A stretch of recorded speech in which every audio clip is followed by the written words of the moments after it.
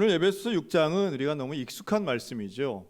부모를 공경하는 것, 이것은 약속이 있는 첫 계명이라고 말씀합니다. 약속이 있는 계명이라는 게 중요하죠. 어떤 약속인가 보니까 잘 되고 땅에서 장수할 것이다 라고 하는 약속입니다. 근데 약속의 첫 계명이라고 했는데요, 실제로는 이런 종류의 축복의 조건이 있는 계명은 이거밖에 없습니다. 두 번째가 없는, 말 그대로 거의 유일한 계명입니다. 하나님께서 이러한 축복의 조건을 붙여서 우리에게 명령하신 계명, 참 중요하겠죠. 그것은 부모를 공경하는 것입니다. 그리고 이것은 10계명에도 나와 있는데요, 10계명에서 1계명부터 4계명까지는 하나님과의 관계였다면 인간 간의 관계를 의미하는 5번부터 10번까지의 계명 중에 제일 첫 번째가 부모를 공경하는 거예요. 6번째 계명은 살인하지 말라인데요, 여러분, 살인하는 것보다도 부모 공경이 더 먼저 있음을 기억하셨으면 좋겠습니다. 인간관계의 시작점이기도 하고 가장 근본적인 관계죠. 세상에 자식이 없는 사람은 있지만 부모가 없이 이 땅에 태어난 사람은 아무도 없습니다. 다시 말해, 부모라고 하는 존재는 이 땅에 살아있는 모든 생명체에게 보편적인 관계라는 거예요. 누구나 존재했었든지 아니면 존재하든지입니다. 그래서 부모라고 하는 존재는 상당히 특별한 위치를 점합니다. 하나님께서는 이 부모를 공경하는 사람에게 이 약속의 첫 계명을, 에베소 6장은 사도 바울이 썼지만 바울이 만들어낸 논리가 아니고요, 이미 출애굽기에서 또 신명기에 똑같은 내용의 말씀들이 반복되어져 나옵니다. 출애굽을 한 이스라엘 백성들에게도 부모를 공경하면 내가 이 땅에서 장수할 거야, 이 땅에서 오래 살 거야 라고 약속하고 있고요, 신명기도 역시 마찬가지입니다. 부모를 공경한다는 것, 또 부모에게 순종한다는 것, 이것은 하나님이 우리에게 축복을 이미 약속하신 복인데요, 그런데 이 약속이 어떤 의미가 있는가를 오늘 좀 살펴보려고 합니다. 먼저 부모의 의미를 살펴보는데요, 부모는 첫째, 생명 창조의 동역자입니다. 여러분, 생명을 창조하는 건 하나님만이 하실 수 있는 일이죠. 그런데 그 생명 창조에 동역을 했던 존재가 바로 부모님입니다. 없던 자식을 태어나게 하는 거죠. 하나님은 이 세상에 가장 귀한 생명이 창조되도록 하는데 부모님을 사용합니다. 근데 이 부모님이 자녀를 출산하기 위해 반드시 필요한 관계가 있어요. 그게 바로 부부 관계입니다. 물론 지금은 시험관학이나 의학적인 도움을 가지고 출산하시는 분들도 분명히 있지만 성경에서 말씀하는 출산, 생명의 잉태는 남자와 여자 간의 결합, 성적인 결합을 통해 생명을 출산하는 것이죠. 이 관계는 아주 특별한데요, 성경에서는 거의 유일합니다. 두 사람이 한 몸을 이루는 유일한 관계입니다. 내 부모를 떠나 두 사람이 한 몸을 이룰지니라. 이건 부부에게만 허락하신 관계죠. 그리고 이 성적인 접촉이라고 하는 것은 사실 인류 역사에 상당히 중요하죠. 여기서 윤리가 나오고요, 여기서 갈등도 나오고 인간사의 많은 부분들이 이 성 문제와 연관이 많이 돼 있습니다. 하지만 하나님이 우리에게 성을 주신 이유는 생명 창조의 신비, 또 자녀 출산의 신비로움이 부부간에만 허락되었음을 우리는 알아야만 합니다. 여러분, 성은 참 아름다운 것입니다. 그런데 이 성윤리가 무너지면 가장 아픈 상처가 되기도 하고 가정을 무너뜨리기도 합니다. 그래서 저는 주례를 맡고 우리 결혼 전에 예비 신랑 신부와 교육을 할 때 꼭 해주는 이야기가 있습니다. 제가 설교 때도 자주 인용하곤 하는데요, 여러분, 결혼 전에는 제가 지금까지 교육한 그 어떤 신랑 신부도 예외 없이 이렇게 말합니다. 나는 앞으로 자녀를 낳으면 공부를 강요하지 않겠습니다. 본인이 원하는 길을 가는데 100% 지지하겠습니다. 여러분들 표정을 보니까 그땐 그럴 수 있지, 애를 낳기 전에는 뭐 그럴 수 있지, 결혼하기 전에야 뭐 그런 말 할 수 있지. 여러분, 한 명도 예외가 없었어요. 특히나 신랑들의 경우는 더 그렇습니다. 신랑들은 다 뭐라 그러냐면 저는 애 학원에 안 보낼 겁니다. 본인이 보내달라고 하면 보내겠지만 제가 보내진 않을 겁니다. 100%입니다. 아버지들은. 그런데 현실은 어때요? 100%다 갑니다. 결국은 어느 시점이 되면 뭐 유치원에 대한 관심도 크고요. 사교육에 대한 관심도 크고 지금은 많이 줄어들었다라고 얘기해도 역시 마찬가지죠. 그게 결국은 아이를 타락시키는 게 아니고 또 한 번의 기회를 주고 도움을 주고 뭐 이런 식으로 우리가 해석되기 때문에 사교육이 무조건 나쁘다고 볼 수는 없겠죠. 그래서 제가 꼭 해주는 이야기가 있습니다. 교육의 방식 뭐 바뀔 수 있겠지요. 하지만 가장 좋은 부모는 누구일까라고 할 때 가장 좋은 부모는 능력 있는 사람도 아니고 가장 많은 정보를 가진 사람도 아닌 사실은 친밀한 부부라고 말해줍니다. 학부모로서의 기능이 중요한 것이 아니라 친밀도 높은 부부가 자녀들에게는 가장 큰 안정감과 존경심을 가지게 되는 기반이 되는 거죠. 왜냐하면 친밀한 부부 관계가 가정의 시작이기 때문에 그렇습니다. 자녀들은 부모의 사생활을 보고 판단합니다. 아버지의 직업을 가지고 판단하거나 혹은 어머니의 연봉을 가지고 평가하는 것이 아니고요. 부부간의 친밀도, 집안에서의 생활, 언어적인 수준, 얼만큼 우리를 존중하고 내가 제일 좋아하고 사랑하는 우리 엄마를 얼마나 사랑하고 보호하는 우리 엄마의 귀한 남편인가를 가지고 아버지를 존경하게 되어 있습니다. 나를 낳아준 나의 아버지에게 무시하지 않고 내 아버지를 얼마나 변호하고 내 아버지 편에 서서 아버지를 얼마나 인정하고 있는 내 아버지의 좋은 아내인가가 사실은 존중받는 어머니가 되는 중요한 조건이라는 거예요. 그래서 저는 혼전 성결이나 순결보다 혼후 순결이 중요하다고 봅니다. 혼후 순결은 결혼한 이후에 자신의 배우자에게 충성하는 것입니다. 다른 이성에게 눈돌리지 않는 거죠. 자녀에게 가장 상처를 주는 배우자 간의 불륜이나 간통을 저지르지 않는 것입니다.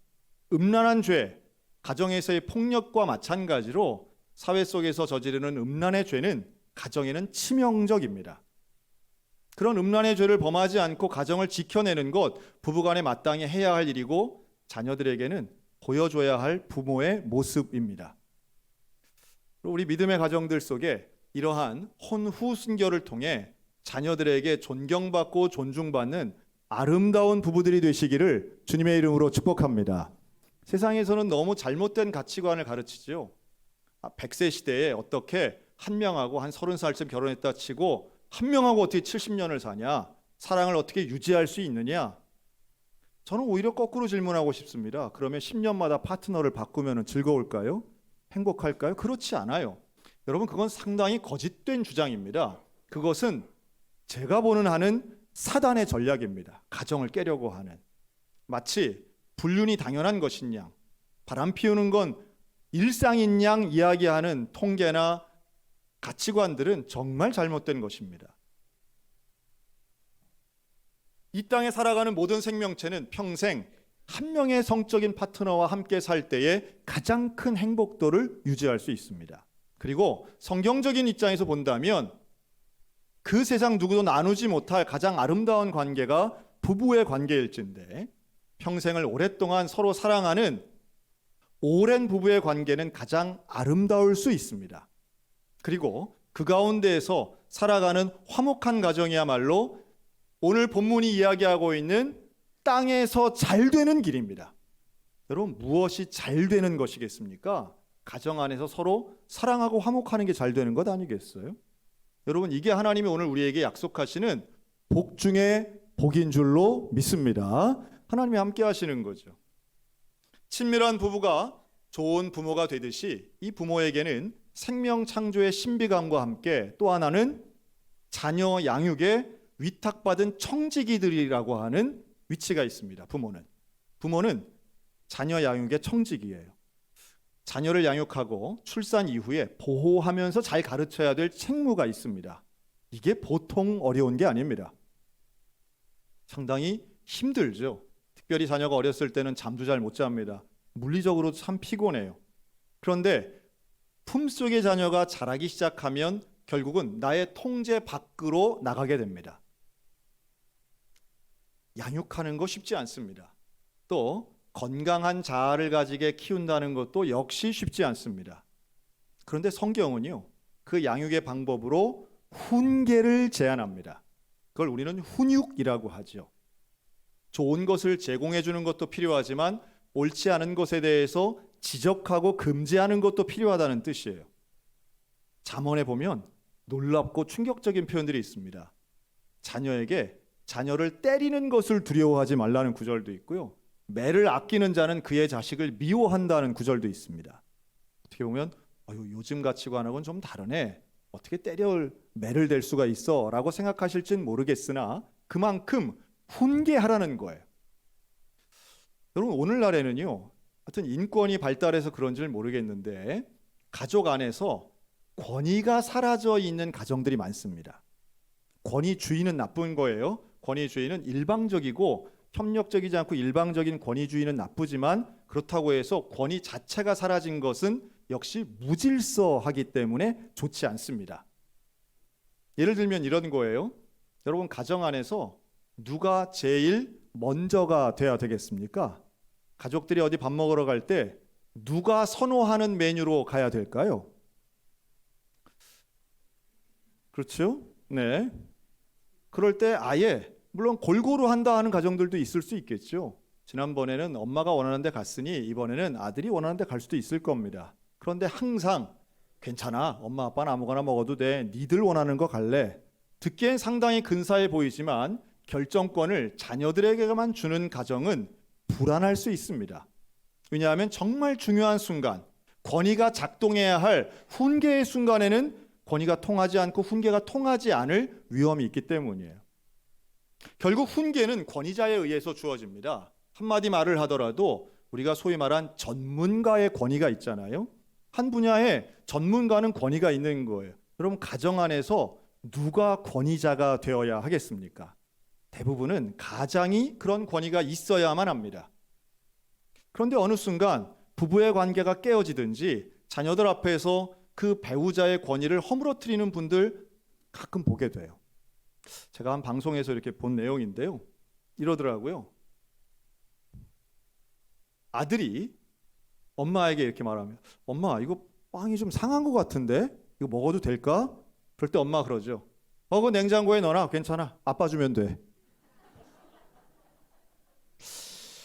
글쎄요, 아버지가 건강하니까 음식을 아낀다는 측면에서는 이해도 되지만 그 표현 하나로 우리는 알 수 있어요. 아, 그 집의 처리기구나. 뭔가 이상한 거예요.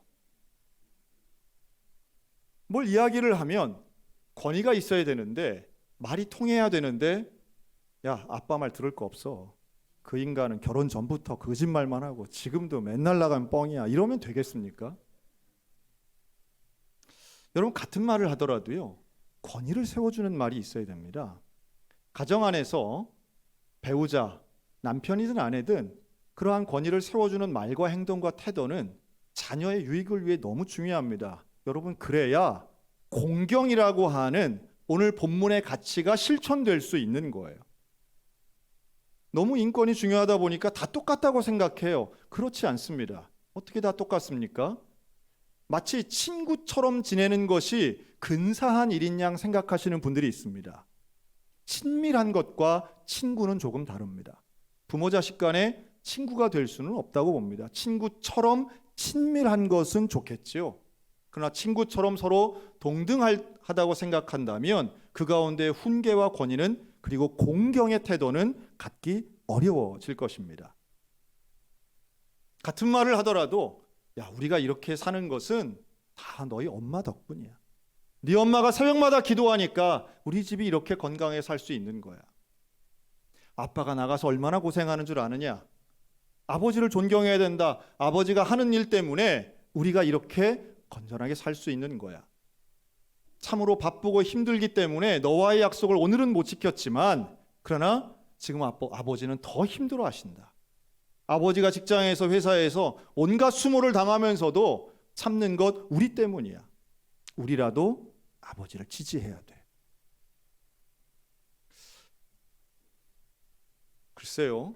아주 사소한 일에서부터 가정에서의 권위는 세워질 수 있고, 특별히 자녀가 어린다면 그 영향력은 훨씬 더 크다고 저는 봅니다. 별것 아닌 것 같아 보여도요. 저희 집엔 자녀가 셋이 있잖아요. 그런데 제 아내는 참 지혜롭게도 저희 아이들이 어릴 때부터 뭘 훈련을 시켰냐 하면, 제가 출근하러 나갈 때에 아이들을 다 현관문에 세웠습니다. 그리고 아버지 다녀오세요 하고 인사를 시킵니다. 20대 중반의 나이가 된 지금도 하고 있습니다. 아버지가 나갈 때에 그냥 나가게 하지 않는 거죠. 어느 틈엔가 디지털 도어락이 발명되면서 우리 대한민국 사람들은 집에 들어올 때에 환영받는 문화가 좀 사라진 것 같아요. 대문을 자기가 열고 들어가는 거죠. 그러면 방 안에 있는 자녀가 부모님이 오셨는지도 잘 모를 때가 많죠. 과거에는 누군가 대문을 열어주는 사람이 있었습니다. 대문을 열어주면서 환영하고 환대하는 습관이 있었는데 지금은 그런 것이 없지요. 잘못됐다라기보다는 실제 생활에서 편리성을 추구하다 보니 그럴 수도 있겠지요. 그러나 중요한 것은 부모님을 향하여 공경하는 태도와 말, 그리고 그걸 통해 성경적인 훈계가 통할 수 있는 권위는 여전히 우리에게도 필요하다는 말씀입니다. 성인이 된 자녀에게 무언가를 이야기하면 귀찮아할 때가 있습니다. 그런데 그 말이 진실성을 가지고 권위가 있기 위해서는 하나님 앞에 친밀한 부부, 그리고 서로 간에 충성된 부부가 놀랍도록 하나님을 섬기는 모습을 보여줄 필요가 있다고 저는 믿습니다. 여러분이 공경이라고 하는 단어는요, 히브리어로 키베드라고 하는 단어인데, 이것은 하나님을 대할 때에 갖는 두려움의 태도입니다. 그러니까 부모님을 대할 때 순종과 공경의 자세를 가지고 대한다는 건 하나님 대하듯 하는 거예요. 어떤 면에서는 그럴 수 있나? 순종은요, 듣는 겁니다. 순종은 그 말씀을 잘 듣는 것이 순종이고요. 히브리어 원어적인 의미로는 공경은 하나님을 대하듯 무겁게, 진지하게, 그리고 두려운 마음까지 가지고 듣는 것인데, 이것이 바로 권위자를 대하는 태도입니다. 권위자를 대할 때는 가장 중요한 순간에 그 권위에서 나오는 말씀을 귀 기울이게 되어 있습니다. 평소에는 함께 친구처럼 친밀하지만 가장 중요한 순간, 저는 그때가 반드시 있다고 믿습니다. 여러분, 자녀가 어려움에 처했을 때, 성인의 자녀가 관계에서 힘들 때에, 직장에서 어렵고 관계에서 힘들고 사회에서 낙심하게 되는 그 순간, 여러분들의 자녀가 부모님에게 찾아와 기도를 부탁하고 어려움을 나누는 순간이 있게 되시기를 주님의 이름으로 축원합니다. 여러분, 나의 어려움을 부모가 아니라 인공지능에게 묻는 시대예요. 챗 GPT에게 물어봐요. 전혀 나와는 일면식도 없는 사람에게 온라인을 통해서 상담하는 시대입니다. 부모의 권위가 사라졌기 때문이라고 생각합니다. 하나님께서는 부모에게 분명히 큰 영광, 생명 창조의 영광과 청지기의 사명, 큰 책임을 주셨습니다. 오늘 우리들에게 이 막중하고도 어려운 사명을 감당해야 되는데, 여러분, 놀랍게도 하나님은 이 부모가 이 사명을 감당할 수 있도록 능력 하나를 주셨어요. 그게 바로 사랑하는 것입니다. 부모는 자녀를 사랑합니다. 그런데 그 자녀 사랑하는 것은 그 어떤 사람을 대하는 태도와는 전혀 다른 거예요. 여러분, 자식이 나보다 부자가 되면 질투가 나요? 기쁨이 생겨요? 여러분, 이건 아주 특별한 거예요. 사람의 감정이 아무리 좋아하는 사람이라도 친구나 형제 간에도 시기와 질투가 생깁니다. 그런데 자식에게는 그렇지 않아요. 자녀에게는 어떤 부정적인 생각이 들지 않아요. 정말로 잘 되기를 바랍니다. 정말로 잘 되기를 바래. 나보다 더 잘 되는 걸 더 기뻐하는 유일한 관계예요. 하나님이 주신 특별한 은혜요, 능력입니다. 물론 제한성은 있습니다. 그 부모의 사랑은 하나님의 사랑과 많은 유사성이 있지만 큰 차이가 있다면 내 자식에게만 해당된다는 거예요. 남의 자식을 그렇게 사랑하진 않아요.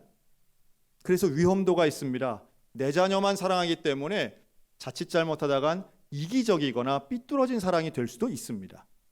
하지만 부모님의 사랑은 분명히 하나님이 주신 큰 은혜인데 이 사랑의 능력과 은혜를 가지고 여러분 자녀들을 마음껏 축복해 주시기 바랍니다.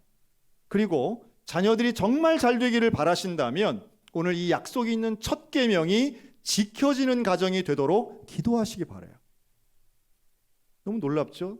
잘 되고 땅에서 잘 된다는 거예요. 우리 부모들이 다 원하는 거잖아요. 사실은 이 약속이 있는 첫 계명을 통해 가장 복받는 사람은 사실은 부모입니다. 왜요? 부모 공경을 통해 복받는 자녀를 보면 땅에서 잘 되고 장수하는 것을 보면 그 부모가 제일 기뻐할 것이기 때문에 그렇습니다. 여러분 자녀들이 잘 되기를 원하십니까? 그렇다면 부모를 공경할 수 있도록 어릴 때는 훈육하고 커서는 기도하시기 바랍니다. 자녀를 위하여 기도하고 자녀를 위하여 모든 것을 헌신할 때에 하나님께서 이 부모의 공경과 순종을 통해 내 자녀가 잘 될 수 있도록 인도하실 것입니다. 여러분 그러면 그 가정 한번 생각을 해보세요. 부부간엔 친밀해요. 자녀는 부모를 공경해요. 그러면 그 가정을 보고 우리는 뭐라고 이야기할까요? 참 행복하고 화목한 가정이라고 말하지 않겠습니까? 사실 이 땅에서 잘 된다는 건 다름 아닌 행복한 가정을 만드는 일이라고 믿습니다. 그리고 하나님의 은혜로 하나님의 원리가 잘 작동되어 화목한 그 가정은 땅에서 장수하는 것입니다. 이 장수라고 하는 뜻은 단순히 숫자적으로 길어지는 게 아니라 살아있는 평생이 온전함으로 채워지는 것을 의미하는 것입니다. 무의미한 세월이 아닌 거예요. 행복하고 충만한 세월인 것입니다. 가족이 함께할 때에 더 기쁨이 배가 되는 것이죠.